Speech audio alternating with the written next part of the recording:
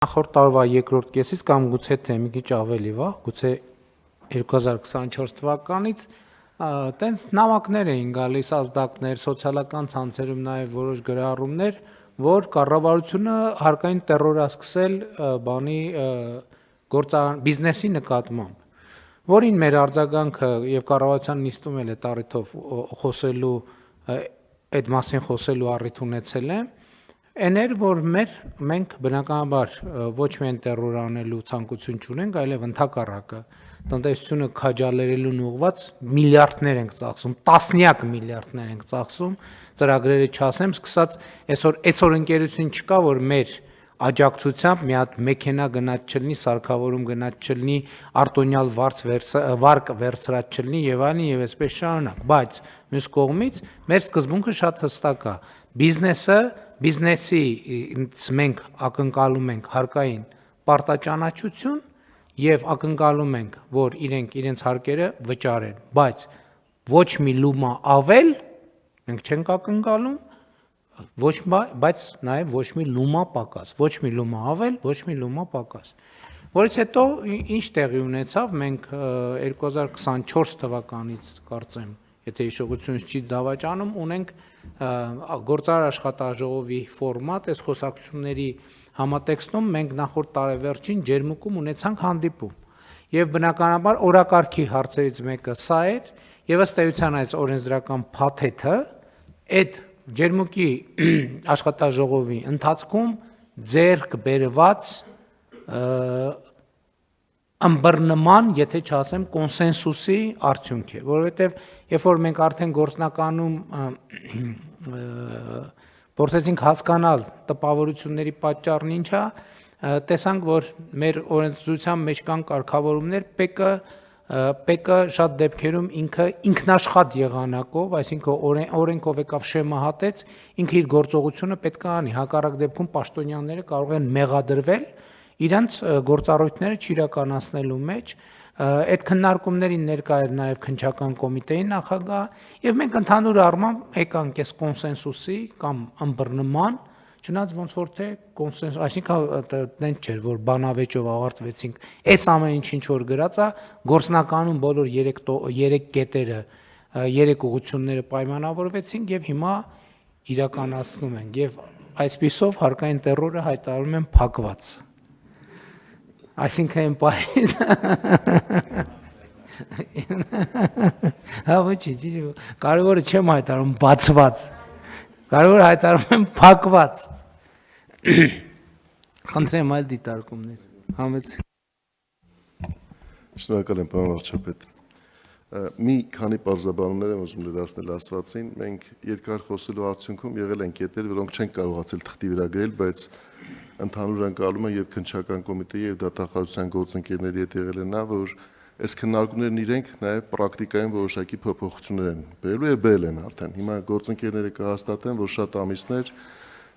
հոկտեմբերից, նոյեմբերից հատկապես հետո Ինչ որ պարոն Հակոբյանը պատմեց, գործնականում այդպես էլ արվում է շատ դեպքերում, այսինքն մենք նոր չի որ պիտի փոխենք, հիմա օրենքով որոշակի ձևակերպներ ենք հստակեցնում։ Եվ դրանցից մի դեպքը օրինակ կայանում է նրանում կամ վերաբերում է նրան, որ մենք երկար քննարկում էինք մեկ առաջարկ գործարար միջավայրից եկող, թե արդյոք չենք կարող այդ 30 միլիոն դրամ 3 անգամ բարձրացնում ենք շեմը, բայց այնուամենայնիվ որոշ կազմակերպությունների դեպքում, որոնք միլիարդ դրամ եւ ավել են վճարում, այդ 30 միլիոն դրամը իրականում այնպեսի մի շեմ է, որ կարող է տեխնիկական սխալի պատճառով նաեւ գերազանցվի։ Եվ դատախազության եւ քննչական կոմիտեի մեր գործընկերները վստահեցրել են, որ եւ նաեւ պետական եկամուտների կոմիտեն, որ չնայած գրված չի, որ մեծ կազմակերպության դեպքում անգամ 35 միլիոն դրամ այդպիսի լրացուցիչ հարկային պարտավորությունները չեն կարող դառնալ հաղորդման հիմք, բայց պրակտիկայում այդպես էլ արվում է։ Եթե տեսնում են, որ կազմակերպությունը տարվա ընթացքում 2 միլիարդ դրամ հարկ է վճարել, երբեք նրա մոտ առաջ եկող 50 միլիոն դրամ լրացուցիչ հարկային պարտավորության դեպքում հաղորդում չի տրվում։ Այսինքն տրվում է միայն այն դեպքերում, երբ որ նկատելի է, որ այդ չվճարված հարկը իր սովորական հարկային վճարումների նկատմամբ մեծ կշիռ ունի։ Այսինքն մի կարծիքը նա էր, որ մենք պետք է գրեինք նաև դա, բայց չկարողացանք այնպես գրել, որ դա իրավաչափ լինի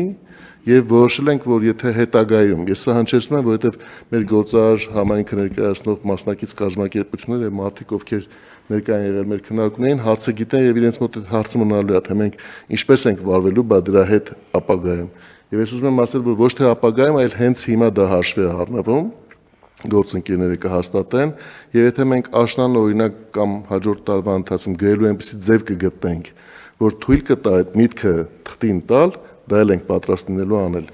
Երկրորդ հանգամանքը, որ ուզում եմ ավելացնել, նորից էական, պարոն վարչապետ, շատ խոսել ենք արգելադրման մեթոդների կամ արգելանքի, եթե ճիշտ եմ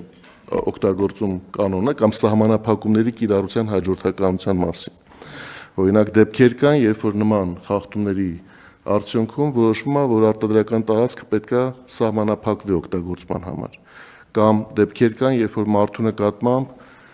կալանքի միջնորդություն է ներկայացվում դատարան, որովհետև դեպքը այդպիսին է, պետք է սահմանափակվեն են հետագա գործողությունները, որոնք կարող են խանգարել քննությանը։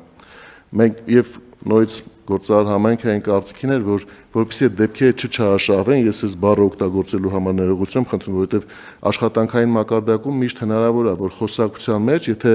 մեկը մի տեսուչ օրինակ խոսում է մարդու հետ, ասի կարող է գիտես, չէ, որ սրա հետևանքը կարող է լինել նաև կալանքը։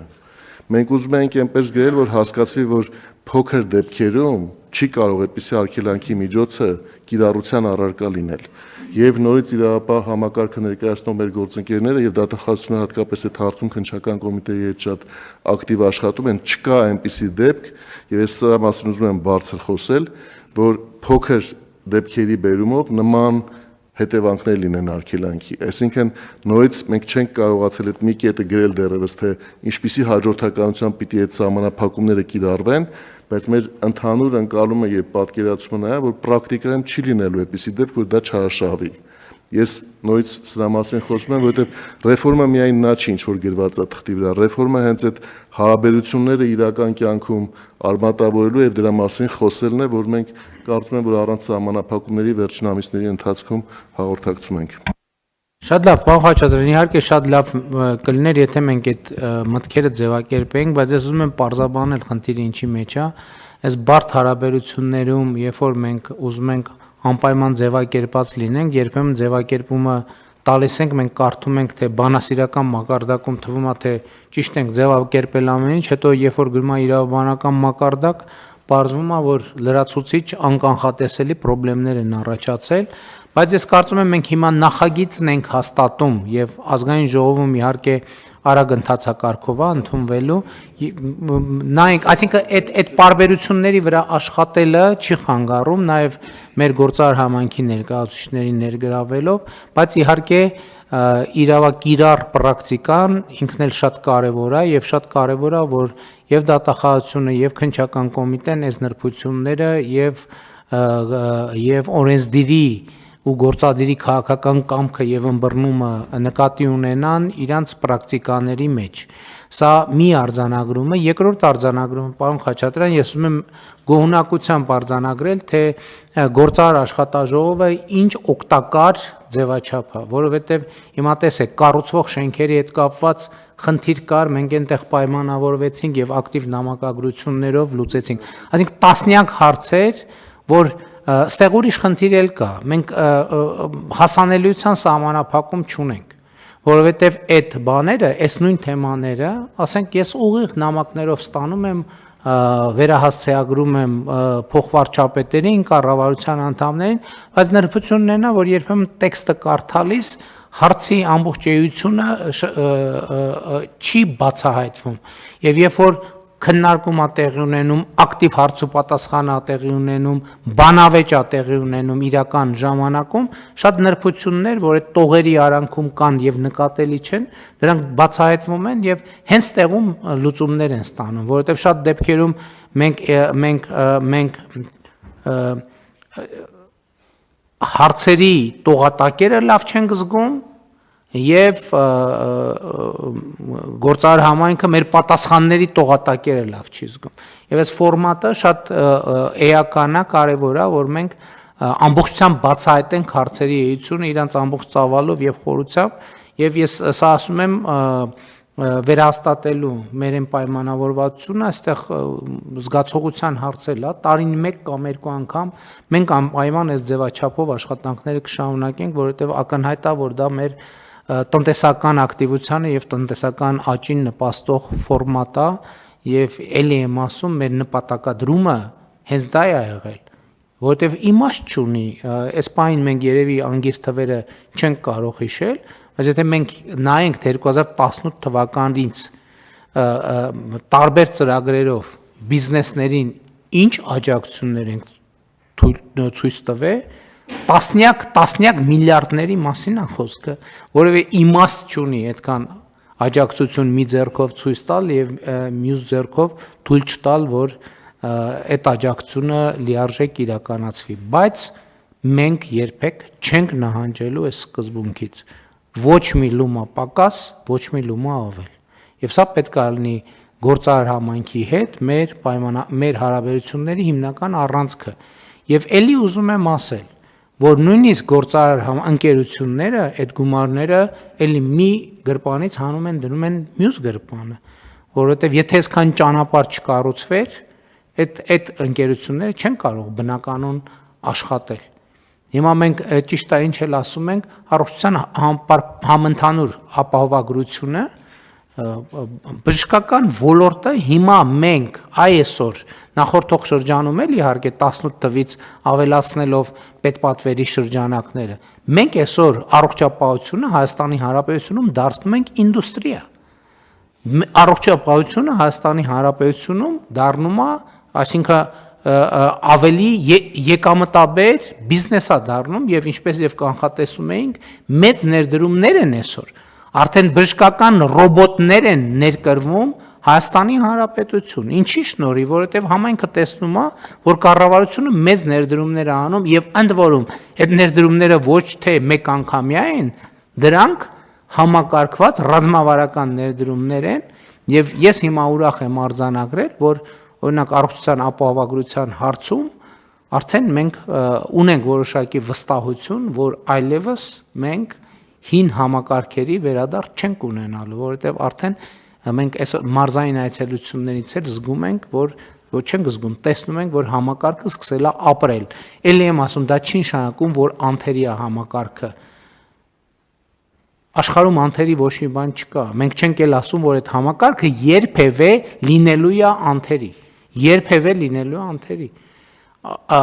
առողջության ապահովագրության առաջամարտիկներ կան աշխարհում որոնք այսօր բազմաթիվ խնդիրներ ունեն որոնք տարիներով չեն կարողանում լուծել բայց ոչ մեկ կասկածի տակ չի դնում ոչ մեկ չի ասում եկեք բան անենք փակենք այդ համակարգը եւ սա էլի այն իմ առաջարկած բանաձևի գործնական արտահայտումն է որ երբ որ դու մի խնդրեմ լուծում ես ստանում ես եւս 3 խնդրեմ, որ պետք է լուծես։ Սա ես ուզում եմ մենք բան անենք, արձանագրենք, որովհետեւ բանը այդ մեր մտածողության միֆականությունը ինքը ուրիշ էֆեկտների էլ է բերում։ Ինքը բերում է տենց բանի պերֆեկցիոնիզմի գերադրական աստիճանի, որ մենք անընդհատ փորձում ենք փնտրել եւ գտնել եւ կառուցել իդեալներ ինչը մեզ թույլ չի տալիս առաջ գնալ որովհետեւ չկա իդեալական ոչ մի բան չկա աշխարհի բացարձակապես ոչ մի երկրում ոչ մի իդեալական բան չկա աշխարհում այդպիսի երկիր որտեղ բոլոր խնդիրները լուծված են ինչու որովհետեւ երբ որ բոլոր խնդիրները լուծվում են դու ստանում ես տասնյակ հարյուրավոր նոր խնդիրներ որոնք պետքա լուծես Հետևաբար մեզ պետք է այդ իդեալականության ընկալումից նահանջել էականորեն, որովհետև կյանքը ինքը իդեալական չի, երբ որ մենք գնում ենք իդեալականացման տրամաբանության հետևից, մենք կյանքի ռելսերից դուրս ենք թռնում։ Եվ սկսում ենք ապրել ինչ-որ միֆերով, տենց բանով, էմոցիաներով, տենց բանը, փչած փուչիկների մեջ, եւ այլն եւ այդպես շարունակ։ Կյանքը իդեալական չի եւ դրանով իդեալական է։ Իդեալականությունը հենց անկատարության մեջ է։ Եվ մենք պետք է գնանք չի լինելու մեր երկրում մի վիճակ, որ մեր երկիրը լինի անթերի, մեր երկրի մեջ ինչ որ բան լինի անթերի, որովհետև մարդկության ողջ պատմության ընթացքում, քաղաքակրթության ողջ պատմության ընթացքում, պատմության մեջ չի եղել այդպիսի մի ժամանակահատված, որտեղ աշխարհի որևէ մի հատվածում որևէ մի բան լինի անթերի։ Այդպեսին եղել են միայն միֆերը, առասպելները։ Եվ հետևաբար սա շատ կարևոր է։ Եվ այս աշխատանքը, որ մենք անընդհատ պետք է շարունակենք, տեսեք դուք ինքներդ ասացիք, որ այս լուծումը անթերի չի, որովհետև ընկերություն կա տարեկան ենթադրենք բանը 5 միլիարդ հարկ ամուծում, ասում է դա հիմի դուք իբր լավություն եք անում, հիմա էլ 10 միլիոնը դարձրել է 30 միլիոն, անթերի չի։ Առաջ ինչ էս խնդրեմը չկար, որովհետև ինչ որ օրենքի մեջ գրած էր, չէր գործում ուղղակի։ Չէր գործում, գիտեին, որ դա խնդիր չի։ Բայց երբ որ մենք ուզում ենք օրենքները գործեն, մեկ է օրենքները գործում են, մեկ է այն մյուս դռնից մտնում են, ասում են, այս սխալ է այս օրենքը։ Բայց մյուս կողմից էլ դա դարձնել իդեալական, որ ամբողջությամբ իդեալական գործի, այդքան էլ հեշտ չի կամ իրատեսական չի, բայց դա չի նշանակում, որ մենք չպետք է շարունակենք դրա վրա աշխատել։ Համեցեք